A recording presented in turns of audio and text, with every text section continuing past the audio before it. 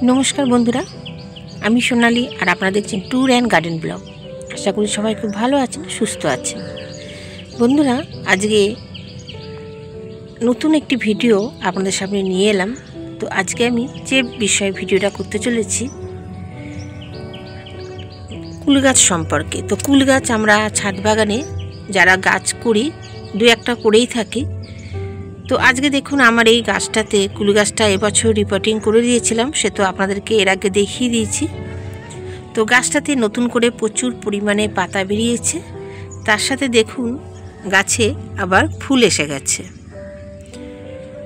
তো সাধারণত গরমকালে কুল গাছে ফুল আসে না, কিন্তু এই জাতের যে কুলগুলো আপেল কুল বলুন বলসুন্দরী কুল বলুন এই গাছগুলোই বছরে দুবার ফুল চলে আসে।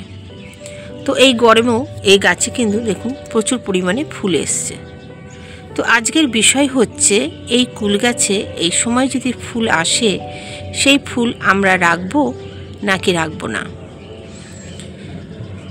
এই ফুল থেকে যে ফল হবে সেই ফলগুলো আদৌ ভালো হবে না ভালো হবে না। তো সেই বিষয়ে আজকের এই ভিডিওটা বন্ধুরা সবাই ভিডিওটা সম্পূর্ণ দেখবেন এই আশা রাখি। আর যদি ভালো লাগে সবশেষে লাইক কমেন্ট শেয়ার করতে কেউ ভুলবেন না। নতুন বন্ধুরা যারা আমার চ্যানেল নিয়মিত ভিজিট করছেন এখনও সাবস্ক্রাইব করে নেননি, প্লিজ বন্ধুরা চ্যানেলটিকে সাবস্ক্রাইব করে পাশে থাকা বেল আইকনটি প্রেস করে দেবেন। তো দেখুন এই বছর কুল গাছটা 1 মাস হয়েছে সবে আমি রিপোর্টিং করেছি। সমস্ত ডালপালাগুলো কেটে দিয়েছিলাম, গাছে প্রচুর পরিমাণে বড় বড় ডালপালা হয়ে গেছিলো। দেখুন এখানে দেখাই যাচ্ছে যে ডালগুলো কেটে দিয়েছি, তারপরে কিন্তু অনেকগুলো ডাল বেরিয়েছে। তো এই ডাল বেরোবার পরেই কিন্তু এতে ফুল আসতে শুরু করে দিয়েছে। তো এই অসময়ে যে ফুলগুলো আসে গরমে এগুলো আপনারা রাখতেই পারেন, ফলও হবে, কিন্তু সেই ফলগুলো খাওয়ার মতো উপযোগী হবে না। উপযোগী হবে না বলতে গেলে কারণ গরমের সময় এই কুলগুলোতে কিন্তু পোকা হয়ে যাওয়ার সম্ভাবনাটাই বেশি থাকবে, সুতরাং খাওয়ার মতো কুল আপনারা পাবেন না। তাই এই সময় যদি কুল গাছে দেখেন এত পরিমাণে ফুল এসছে তা আপনারা কি করবেন, ফুলগুলোকে সমস্ত কিন্তু এইভাবে ফেলে দিতে হবে, এগুলো নেওয়া যাবে না। এগুলো যদি আমরা নিই তাহলে গাছ অনেকটা তার যে বেড়ে ওঠার যে পদ্ধতি সেটা কিন্তু অনেকটা কমে যাবে, কেননা গাছ এখন এই ফলের প্রতি তার মনোযোগটা থাকবে। ফুল থেকে ফলগুলো পরিণত হওয়ার দিকে গাছ সেই দিকে খেয়াল থাকবে, সুতরাং গাছটা কিন্তু সেইভাবে ভালো বাড়তে পারবে না। তো এই ফলগুলো না নেওয়াই ভালো এই সময়, এই যেহেতু এগুলো অসময়ের ফল এগুলো সমস্ত দেখুন আমি এগুলো সমস্ত ফেলে দেবো, এতে গাছ খুব ভালো থাকবে আর খুব তাড়াতাড়ি আরও সুন্দরভাবে গাছটা বেড়ে উঠবে। শীতের সময় যেই ফলটা হয় সেই ফলগুলো কিন্তু একদম তখন পোকামাকড় থাকে না, আর ফলগুলো খুব ভালো মানের হয়, বেশ বড়ও হয়, সুমিষ্ট হয়। কিন্তু এখন এই ফলগুলো একদমই ভালো হবে না, ফলগুলোর মধ্যে নানা রকম গরমের জন্য পোকা হয়ে যাওয়ার সময়টা বেশি থাকবে। দেখুন সমস্ত ফুল আমি কিন্তু ফেলে দিচ্ছি।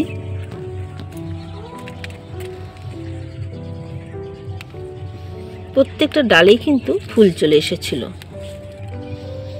এখন গাছটাকে আরও সুন্দর ডালপালাগুলো বাড়তে দিতে হবে। এই সময় তরল জাতীয় খাবার গাছকে দিয়ে যেতে হবে,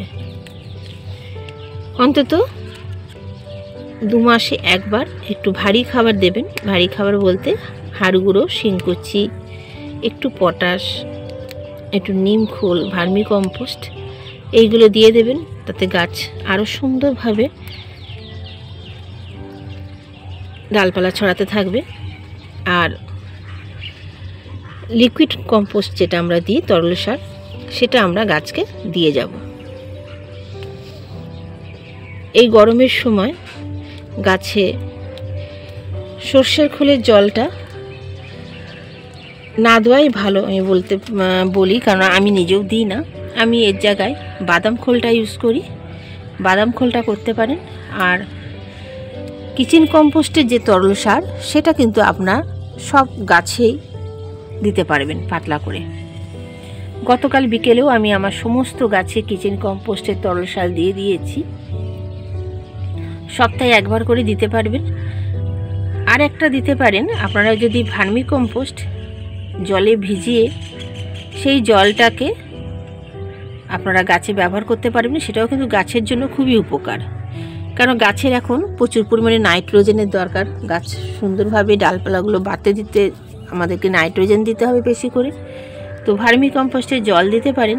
আর গরমকালে আরেকটা খাবার হয় যেটা গাছকে ঠান্ডা রাখে, মানে গাছকে সুস্থ রাখে আরও ভালো, সেটা হচ্ছে আপনারা ঘুঁটেও কিনতে পাওয়া যায়। সেই ঘুঁটে ভিজিয়ে রেখে সেই জলটা যদি ইউজ করেন পাতলা করে নিয়ে, সেই ঘুঁটে ভেজানোর জল গাছের পক্ষে কিন্তু ভীষণ উপকারী। গাছের পাতা যেমন সবুজ হয়, ঘুঁটে ভেজানোর জল দিলে গাছ মানে খুব তাড়াতাড়ি বেড়ে ওঠে।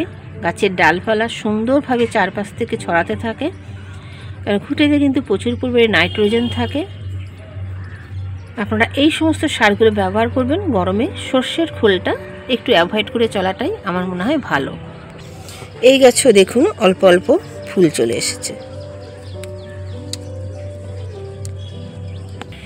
এই গরমকালে এখন কিন্তু মাকড়ের উপদ্রব হয়। আপনারা মাকড়ের উপদ্রবের জন্য যে কীটনাশক পাওয়া যায় সেগুলো স্প্রে করে দেবেন।